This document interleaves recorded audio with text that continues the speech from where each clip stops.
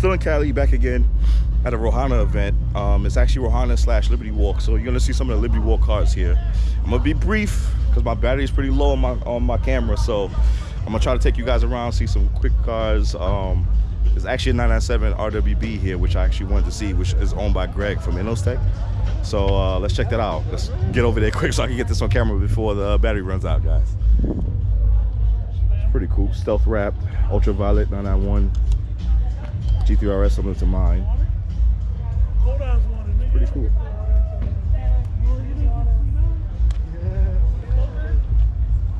There goes Rodney's car, getting a bunch of attention like usual. Let's go over. Wow. Carbon wide body GTR, R35. Sick.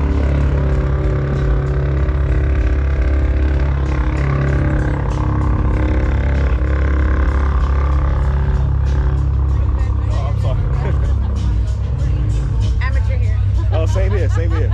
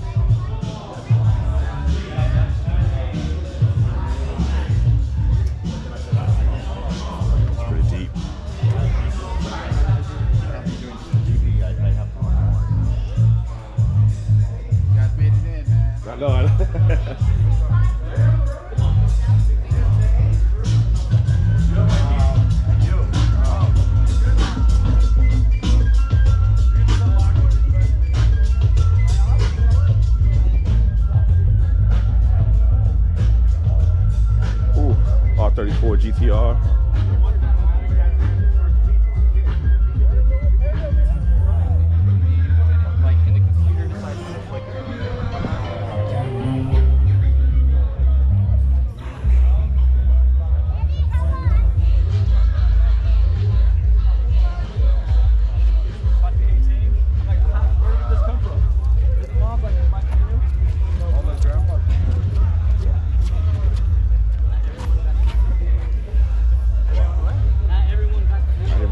Had on a Liberty Walk kit.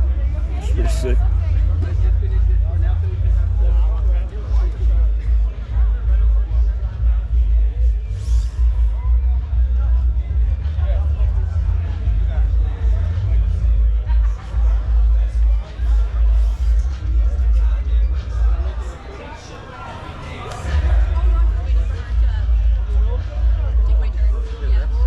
Yeah.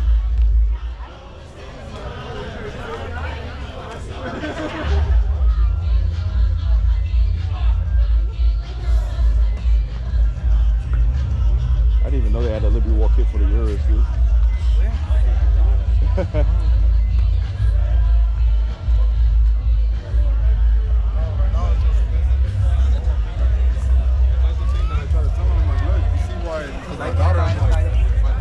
Hey.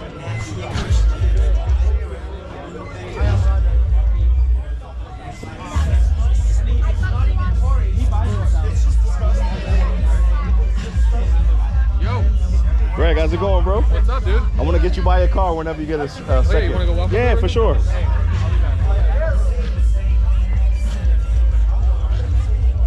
Nice to finally connect. Likewise, man. Likewise. How's everything, dude? It's doing good. I just want to catch a little bit of footage of your car because my battery is literally about to die from the other event. But guys, this is Greg. Yeah, Greg is from Intersect Wraps. You're filming right now? Yes, yes. Nice. So we can shoot it right now. What's up, guys? Yeah, so we're gonna walk over to his 997 RWB, which is the first in the States. Beautiful car, beautiful car, yo. We'll cut on through here. Yes, yes. So I want you to, talk, give a little background of the car. Also with your company, and take it from there. Yeah, so basically, oh my God, this thing looks. I mean, dude, out in the sun, the color explodes. Jesus. But we built it for SEMA 2021. Wanted to go kind of big, and yeah, just honestly literally from the moment we bought, I got the car, it was like July. Right. I think by August, we were already throwing everything at it. Kit came in about a month and a half. So, I mean, dude, honestly, it was just like 0 to 100 real quick. I only drove the car stock for a month before before it turned into this, but it's insane. I think it was the first official one outside of Japan. Yes, absolutely. So it was like 10 or 11, I think, in Japan. Yeah. But I'm so happy with it. Dude, everybody, the only way we knew about it, even the guys in the group chat knew about it, was just the ones that we saw in Japan. Yeah. So when yours came out of nowhere, and it was like kind of just like a slap in the face, like holy crap, it just popped up, like, because it was so fast, like you said, it happened so fast. Yeah. And I was like, oh, I gotta come see this thing. But every time I wanted to link up to come see it, it's just that like either my schedule was so packed, because you know I'm coming from New York, so it just never worked out. But finally we got you here. That's awesome. I know my schedule was a little wonky too. Yeah, so yeah. I know we tried to sync up before. I know. But and you spoke with Brent, because you did an interview with Brent, and me and Brent, we talking like every day. Oh, Brent's awesome. Yeah, Brent's a cool dude. So when his build happens, I'm definitely going out there for his. Yeah. And I think he's coming for hours too. So, but cool thing, next week there's a nice little surprise. So next week Nakai's gonna be here. He's coming, yeah. And I'm gonna hopefully get him to sign the dash. Of course, he's gonna do it, and it's gonna be fun. It'll be kind of like complete the chapter, you know. Dude, you make me want to build one, man. Well, dude, honestly, one thing that really made me happy is, you know, for a while, people were kind of on the fence about the newer generation of the RWB. I was one of them. Yeah, but I think bringing one to the US, building it, just having something in the flesh that people could see. Yeah. I got word from a couple different people across the US, like, hey, the kits are selling. Yeah. You know, people needed to see one. Yes. And you did that, man. You did it.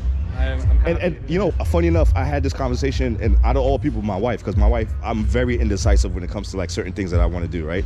So when I finally was in that realm where I could finally do a RWB, and I was telling my wife, I was like, literally, that's when like the rumors of the 997 kit was coming out, right?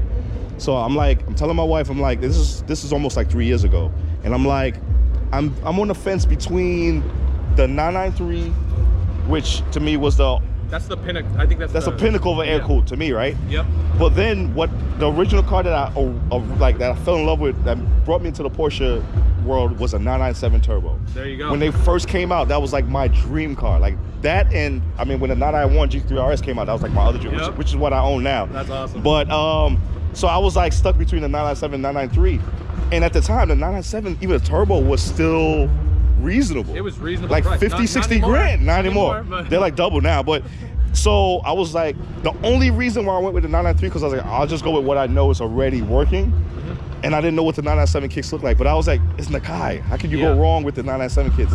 And now look at this. And the thing is, honestly, if you want my honest opinion, I would love a 993. The 993 is like the top, and I think the 993 just looks crazier than this. More like it's so exaggerated in every way. This is a little bit more subtle, but I kept having that struggle. I like the way 997s drive, and for somebody who needs to drive a lot, go to events, and sit in LA traffic, I needed something that was just more livable.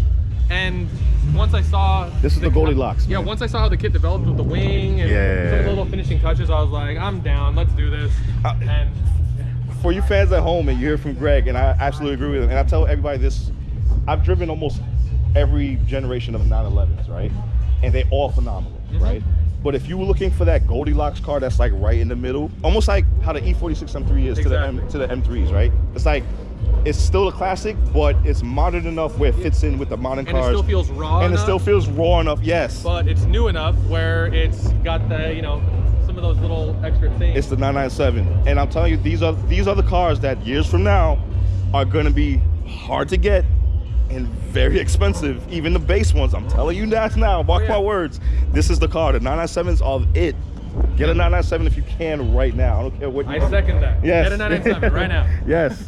Because, dude, this is like, dude, man, this is it. Like, I love the way 997, like I drove my buddy's 997 turbo the other day, bone stock. Yeah. Bone stock. And mind you, I have a 991 G3 RS, dude. And it felt just like for 2008 car.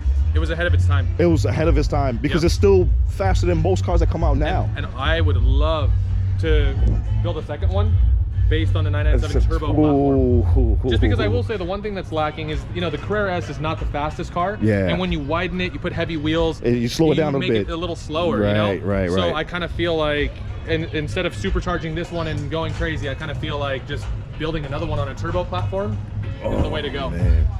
This is it, guys. But I don't know if I could sell this one. This is, like no, I'm so man. emotionally attached to it. Dude, now you want me to, I got to build one. Seeing one in person now makes me want to build one, man. Oh. Dude, you should see Mark's too. Yo, Mark's is crazy. Mark. Hey, this is you right here, right? Yeah. Dang, what's up, man? Dude, Yeah. 997. What's your name, man? Greg. What's your name? Greg, Mike.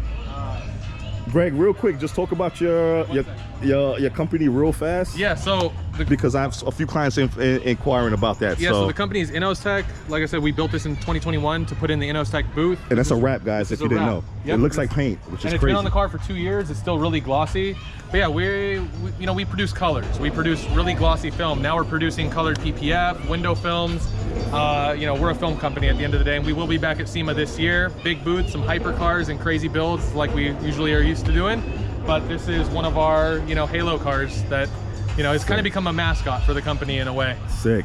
Yeah.